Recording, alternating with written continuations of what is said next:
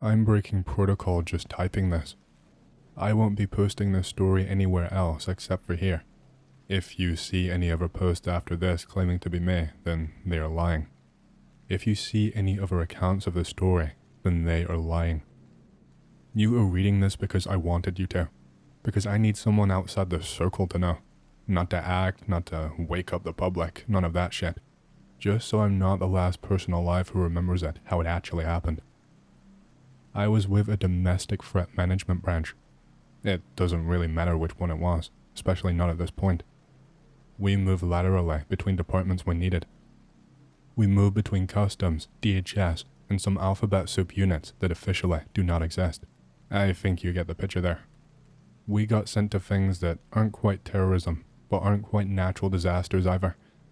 You will never see our real names in FOIA requests, nothing even close to them. The Miami event came down the line, coded as non-conventional incursion. That wording was deliberate. They referred to it as an incursion and not just an attack. This happened on New Year's Day, 2024. It occurred at the Bayside Marketplace. I got the alert on my agency phone at 7:44 p.m. EST. The message had priority red designation, which is something I'd only seen twice before in my entire career. Both times prior to this were for biohazard drills. This very clearly was not a drill. By the time I landed at the local ops center, we already had a hard perimeter around the mall. Civilians were being routed out through controlled bottlenecks. We were confiscating all phones and electronics and either deleting things or scrambling and wiping them entirely. No one really had a choice with such a large armed presence. We jammed all radios within a quarter-mile radius.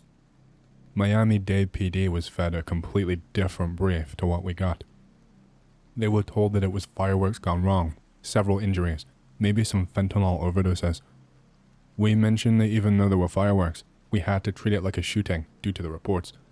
This helped calm them, and really, it was nothing they hadn't heard before. When I got there, 6 bodies were already under wraps in quarantine tents. None of the bodies were bagged. They couldn't be bagged. This was obviously kept out of any and all official news reports. Officially, there were no casualties and only minimal injuries. I looked at one of the bodies, what was left of it anyway. I have seen what happens to people in plane crashes. I've seen what happens to people in burn pits. I've seen what happens in things like chemical exposure scenarios. Not pretty, but this was not like any of those. It looked like he had been erased, section by section, from the feet up. First it was the shoes, then it was the flesh, and then finishing off with the bone. But the edges weren't clean, they were blurred. It was like you were looking at him through water, and someone had stirred the image. The chief medical officer on site was already as white as a sheet. He said that the internal organs were intact, but that the nervous system was disrupted. I asked what that meant, because I did not understand one bit. He told me that the man's spine had been rearranged mid-death, told me that the vertebrae was in the wrong order, some duplicated. Said it was like someone inexperienced had tried to rebuild him from memory and just got it all wrong. Around 8:15 p.m., aerial surveillance picked up movement still inside the main concourse. Thermal scans were useless because there was way too much distortion. It seemed like something in there was absorbing heat instead of radiating it. Ground teams were ordered not to engage. They ignored this order. For what reason they ignored protocol, I do not know why. 3 agents went in. We watched them through their body cams. Only 2 feeds stayed live past the 2-minute mark, then down to just 1. Then after 30 seconds more, we had completely lost visual contact with them. What we saw in the perhaps few minutes that we had the feeds up should have been impossible, to say the least. One of the agents we sent in made contact with the entity. He saw the thing with his own 2 eyes. When he saw the thing, which we have since codenamed Subject Delta, he froze on the spot. Like, mid-step, he just froze in place. He didn't drop to the ground, he just stood there in place. We could see from the other still active body camera that he was moving his mouth slightly. He was mouthing words like he was talking to someone, but he wasn't making any sound. We thought it might have been an audio issue on our end. Perhaps the body camera had been damaged in the field, but every other facet worked and came through fine. We even heard the other agents speaking during that time. But then the silence was broken, and we all jumped. The agent, currently frozen, laughed, but it didn't sound like human laughter. It wasn't just a scream either, it's hard to describe from memory. It just sounded wrong, like it was too distorted, or being played in reverse almost. The agent's camera fell forward when his body finally did. This allowed us to get another glimpse of the subject, just before it cut off. It was inhumanly tall, tough to estimate with the naked eye. With our agent standing between 5'8" and 5'10" approximately, this thing looked to be almost double their height. It was still humanoid in its shape, but not completely. It looked unstable. While it was being filmed, it shimmered on the camera. We again confirmed later on that this was not a malfunction with the body camera. This creature was shimmering like it was between two states of matter, or perhaps two different dimensions, which is what some of our experts theorized. One moment it looked vaguely like a person in some sort of environmental suit maybe. The next moment it looked completely different. More fluid, like it wasn't a solid object. Not completely liquefied, but I don't know. Almost void-like. We did not see it walk forward on the feed. 1 second it was still. The next second, it had advanced. The camera started glitching and having heavy artifacting every time it moved. The remaining teams were pulled out in an instant. The higher-ups did not want any more risks and were already furious at those agents breaking protocol. We initiated a lockdown protocol. It was one that we had not activated since 2009 when we hit a breach in Nevada. We had no idea what we were dealing with. At around 9 p.m., a girl wandered out of the north entrance all on her own. She was barefoot and crying her eyes out. She could not have been more than 17 years old at most. She had no blood on her person and had no signs of bruising that we could see. But her eyes were wrong. There was no iris dilation or any kind of reaction to light. She walked right up to the cordon, repeating the phrase, "He's still in there. He wants to go home." We sedated her. She has been in federal care for the year plus. She has been in a coma ever since. The only reason the plug has not been pulled is because they want to see if she can give any answers at all. The cover story was distributed by 11 p.m. CNN had the teen fireworks headline up by midnight. We deleted social footage and planted fake footage to distract people. So much disinformation in AI-generated footage that you would not even know where to begin. Officially, we paid off every retail employee with non-disclosure clauses that would make a Hollywood lawyer blush. That isn't what we actually did though. That never would have worked. People like that always talk, which is ironic coming from me right now, I know. Here is what has never been reported, even internally. When I went into the command tent alone the next morning, there was a man already inside.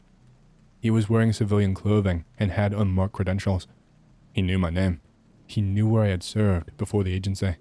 He handed me a flash drive and said only this: "They've been here before. You're not here to understand. You're here to clean up. Same as always." Then he left. The drive contained 3 things. The first was a blurry still from 1986. It was the same kind of entity, standing in a wheat field outside Kalispell, Montana. The photo had been scanned from a film reel labeled "Do Not Catalog." The second was a chart showing spikes in psychiatric detentions near known incursion zones, which went all the way back to 1952. The third was a looping video file of someone convulsing in a dark room. The video file was only 6 seconds long in total length. I tried to trace the file origins. They were not on any system that I had clearance for, which means they're above presidential level and compartmentalized beyond oversight.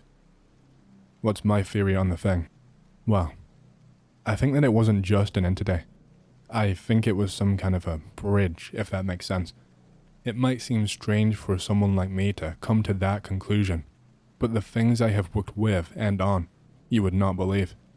Means I have to do a lot of research and gather a lot of knowledge. Being clued in is sometimes the difference between life and death, after all.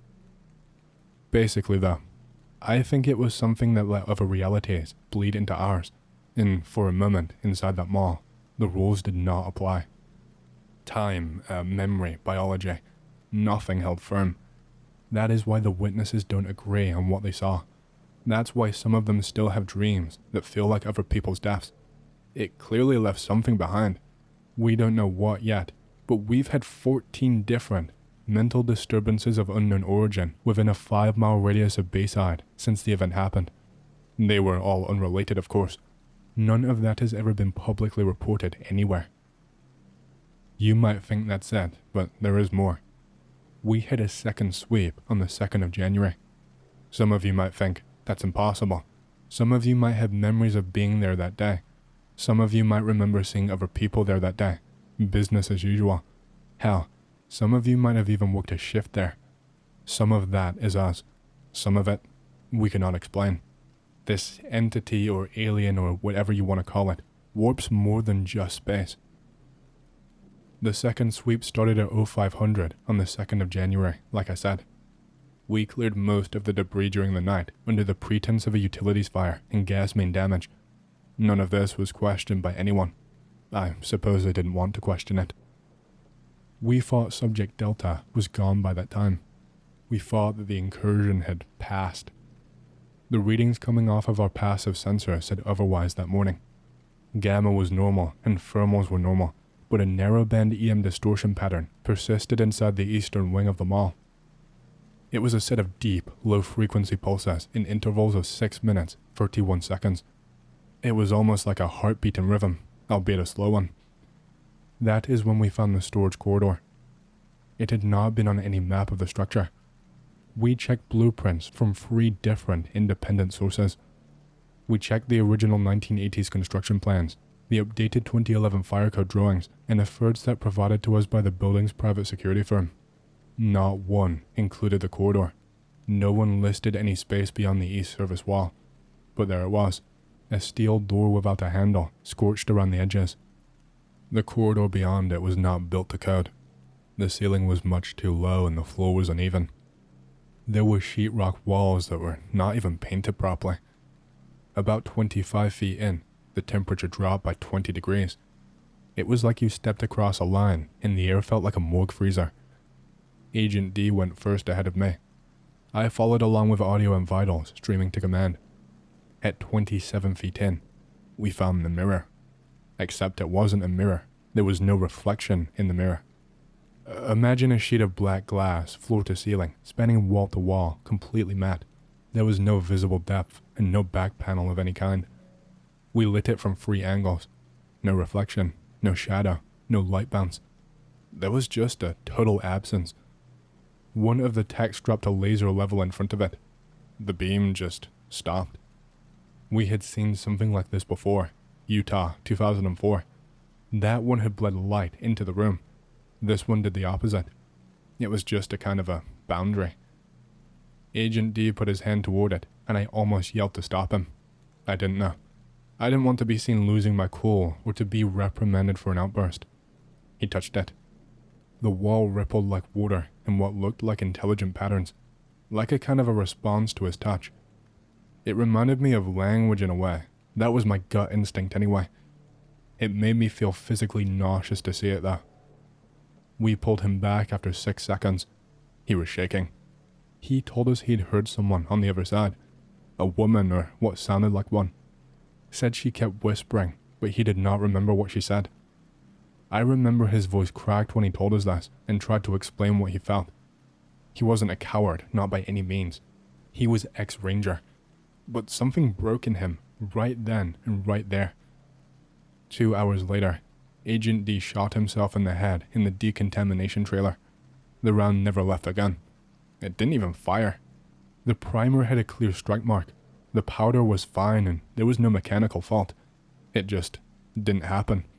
But his skull was crushed inward anyway, like he had taken a hammer to it from the inside. The coroner's report is sealed. I had to pull strings just to even read the incident draft. It described the internal trauma as consistent with implosive force caused by a vacuum breach within a closed cranial system. I had never seen anything even close to that phrasing anywhere else in my career. I'm still not quite sure what it really meant. After that, the sweep team was pulled. The corridor was resealed, and then it was forgotten. And I don't mean the usual way either. They did something different this time. Not just NDA wipes and intimidation tactics. Not just digital scrub downs. People's memories are wrong. I've spoken to 3 men who were in that corridor with me, and they all say the same thing now. There was no hallway, just debris. Even when I showed them the photos, real printed photos, they did not recognize them. One of them looked at a picture of himself in full gear and just said, "That's not my vest." Then he excused himself, vomited, and had a seizure.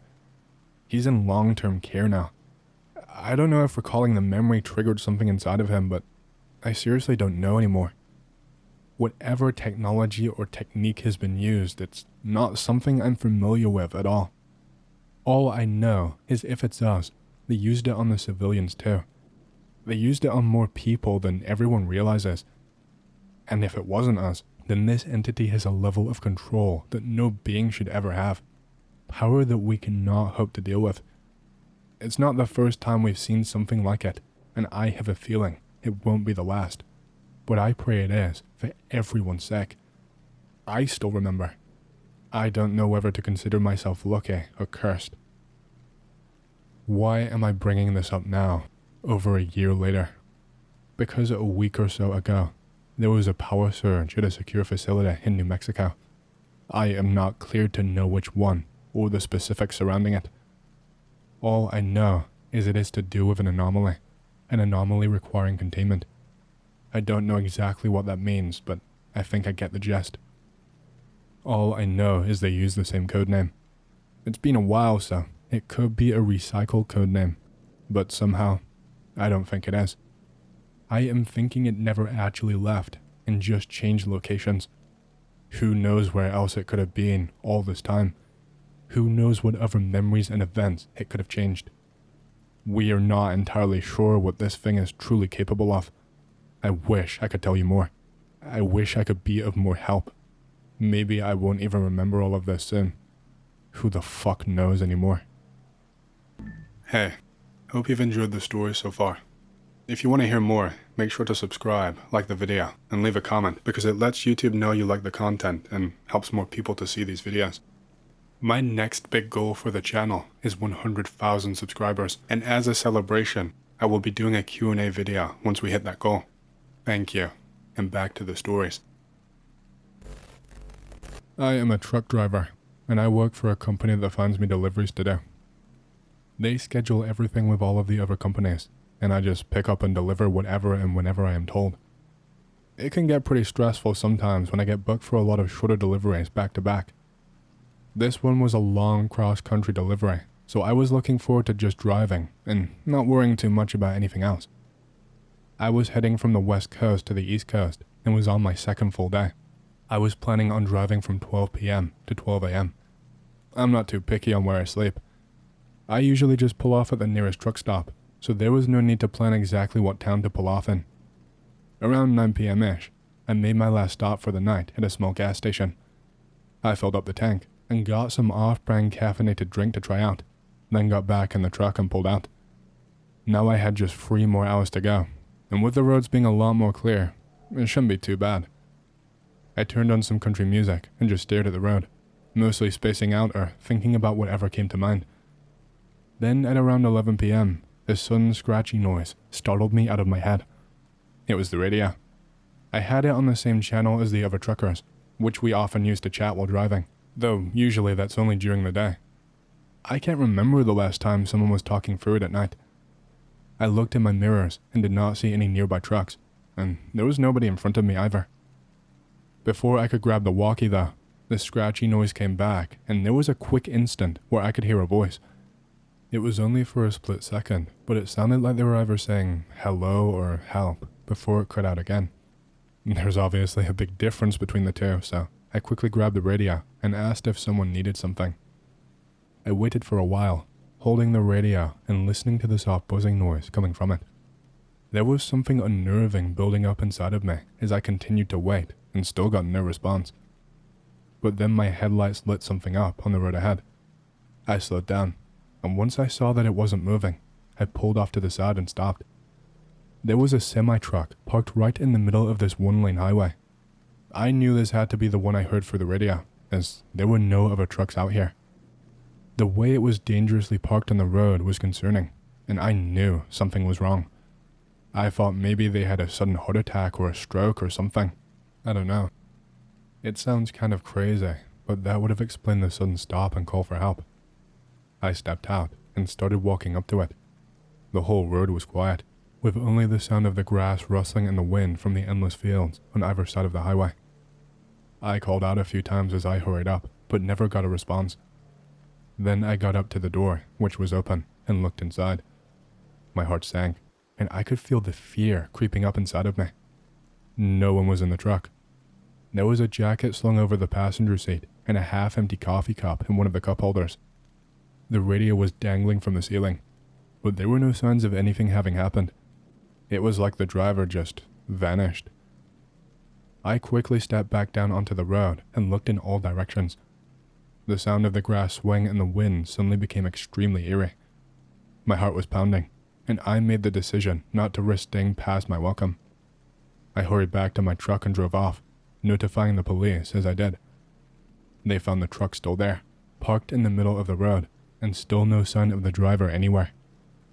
After investigating, they figured out who was driving it and reported him as missing. They also found evidence of 3 other vehicles having been parked in the grass right by the spot with the semi that I was at, though obviously I never saw them, and there was no way to know exactly why they were there. The search was pretty extensive for the missing driver, but they never found even a clue as to where he is. This was a little under 2 years ago.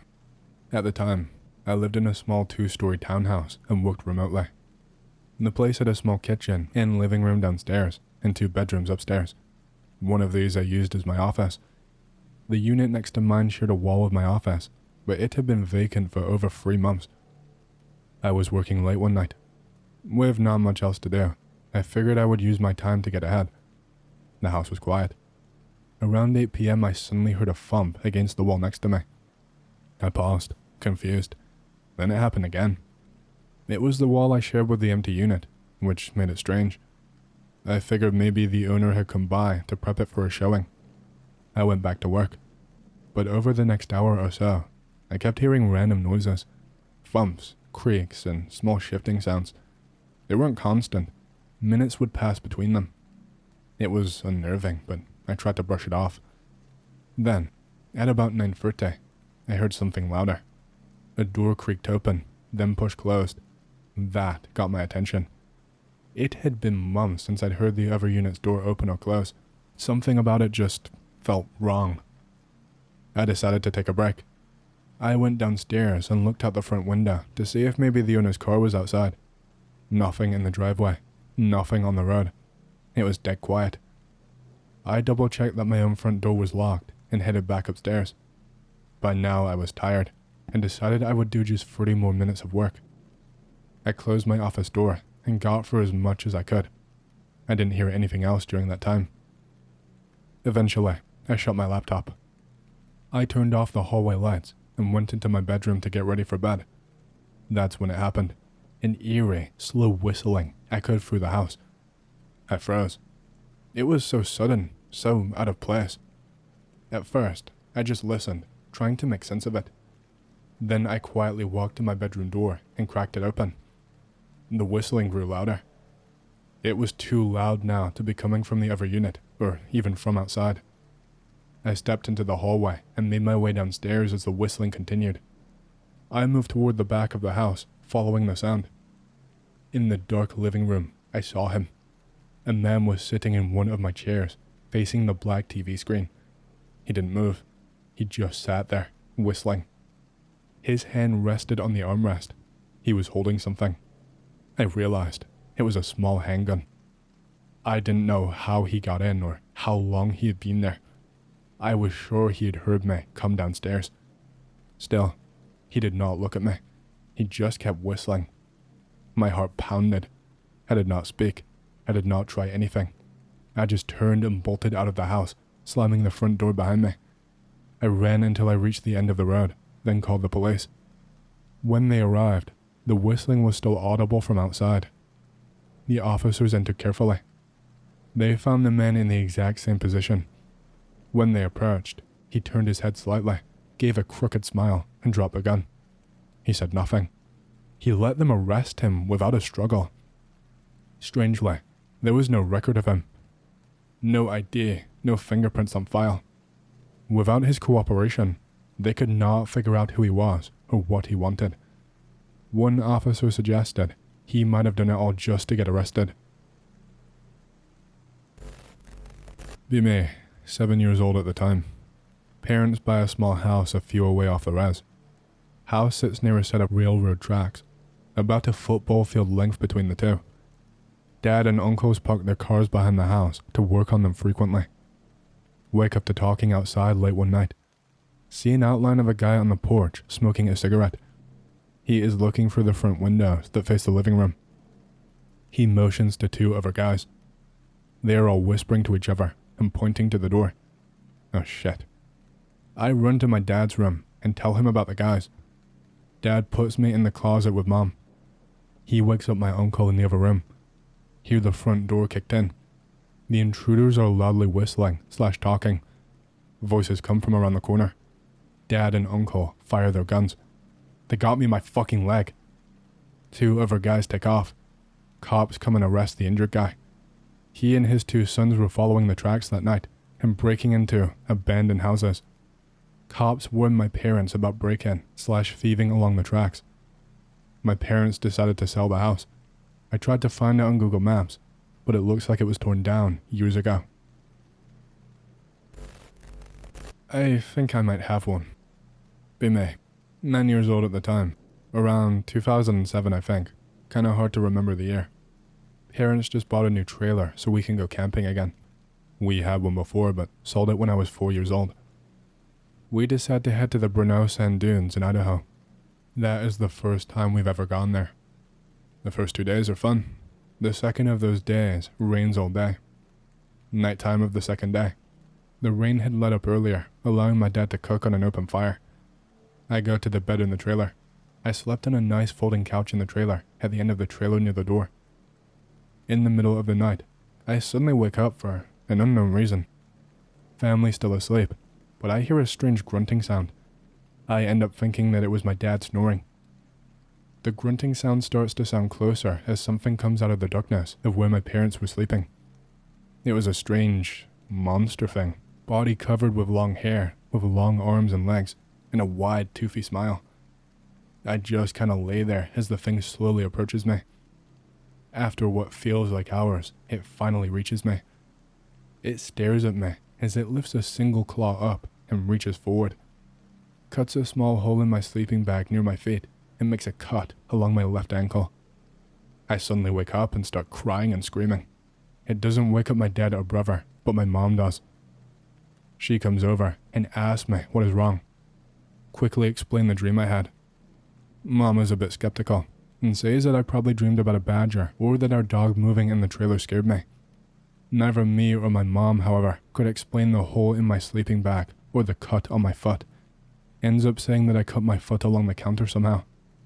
Get band-aid and tape for the sleeping bag and go back to sleep. End up never experiencing something like that ever again. It was probably a dream or something like that, but I still have a scar on my foot from that night. I was born in Bosnia in the year 1988, and I was 4 years old when I, my mother, and my sisters fled to the north of the country. Our bus was stopped on the border to Croatia, and armed men boarded. They demanded everyone's money and valuables. Not being pleased with the take, they demanded that everyone strip naked to make sure that no one was hiding anything from them. If they found anyone hiding any kind of valuables at all, they told us, even if it was just one person, the entire bus would be shot. One of these armed men paced back and forth on the bus, looking at each of us as his comrades rummaged through our clothes. He stopped by an older and rather saggy-looking lady and extended his rifle. He raised her left breast with it to check if she had been hiding anything underneath it. She hadn't. Satisfied, he moved on and passed me, sitting there completely naked except for my little white socks. They returned our clothes, smiled, and handed us our exit visas. When my family and I finally reached a shelter in Zagreb, we all collapsed from exhaustion. Before I went to sleep, however, I complained that my feet hurt. My mother took off my socks to massage my feet, and out fell a little gold necklace.